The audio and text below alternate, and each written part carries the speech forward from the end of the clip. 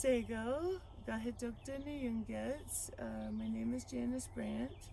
I'm from Tyendinaga Mohawk Territory. I've lived here all my life. I want to share a little bit about my experience with Sweetgrass.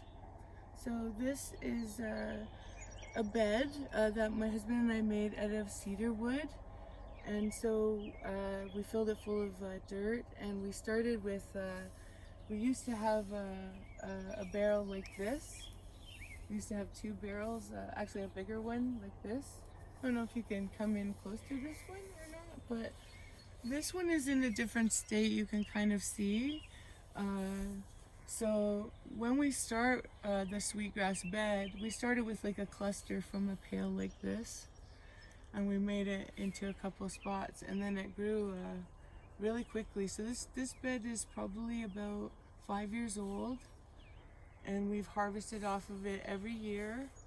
And last year we didn't harvest as much because of COVID. We didn't have places that we could go, so we didn't harvest as much. But I think we harvested about 14 braids in total last year off of this small bed. And you can see that it has flowered, and now it's making its seeds. But one thing I will say about this bed is that this is probably the most flowering and seeding that I've seen it do. So I don't know if people would know, there's an author and storyteller and writer, Robin Wall Kimmer. She talks about Sweetgrass in her book, and I really liked what she had to say, because it was similar to my own experience, that if you harvest it and you have that relationship with the Sweetgrass, it flourishes. It will do better and better and better. And it would be better if I could get it transferred into its own environment, like without being in this box. But I found I had to do it in this way in order for me to really learn about it, because I've learned so much, like how it flowers, how it seeds, how like sometimes I cut it, like clip it, but sometimes I pull it. But it doesn't seem to matter. As long as I harvest it, it does better. And then we make the braids from it. So what I'm doing right now with it is I'm just letting it finish its seed stage. And when these are really good and dry, I will, and when I say dry, I'm really looking for this part here to be good and dry when I cut that off or take it off, because these are the seeds and you want them to be as fully mature as possible. And I'm really only planning on taking a little bit, like probably these ones hanging out this way, and some I'll just lean back in that way. But some also might come out when I'm pulling it out to braid it, because it's getting long, as you can see.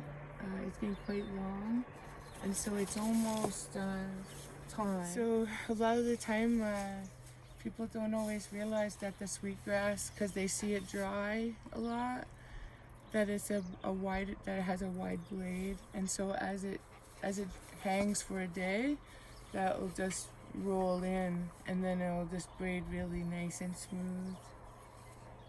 But you can see how long that is already, and when you start braiding them, they seem to feel and get a little bit longer. But another week or two.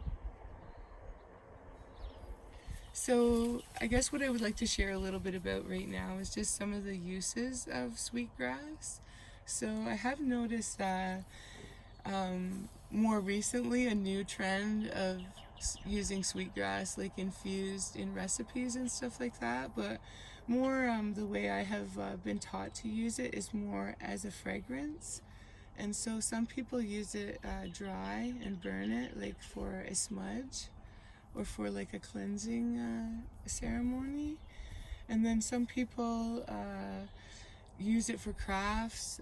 They use the braids as embellishments on barrettes, and just all kinds of special ways to, have that braid, that sacred braid of Sweetgrass, and then, using it in your hair so it's there and you can smell it. And So one of the things that happens when we're braiding the sweetgrass is that some of the sweetgrass does fall, and what we do is we make sure we sweep beforehand, and so that when it falls, that it's falling like onto a fairly clean area. And then what we do is we bundle it after that, and we use it in with lavender and other fragrances and herbs to do like make a foot soak. We with Epsom salts and then a sweetgrass tie, and so we use it in foot baths, and we use it in different ways like that, I guess. I know some people do like a sweetgrass tea, but I don't have a lot of experience like using it that way. Like I said, most of my experience is using it as a fragrance or an incense. And I love it that way. I love the smell of it. I love it all around me. So I really do like learning about it, and I've been really glad to be able to have this experience of working with a bed of sweetgrass. I'm not the first person to do it. When I was a younger person, maybe in my 20s, there was a man, Thomas Miracle. He's a carver and a musician, and he has a gift shop nearby.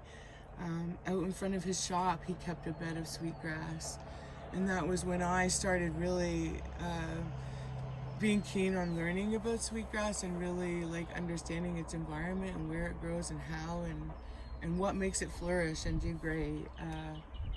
And this place it loves, and so this is east. It has partial shade, so and many people I think look for it in a low-lying area, which is probably appropriate, but you can see that even in it still likes a little bit of drainage, so that's important when you're looking for it in nature.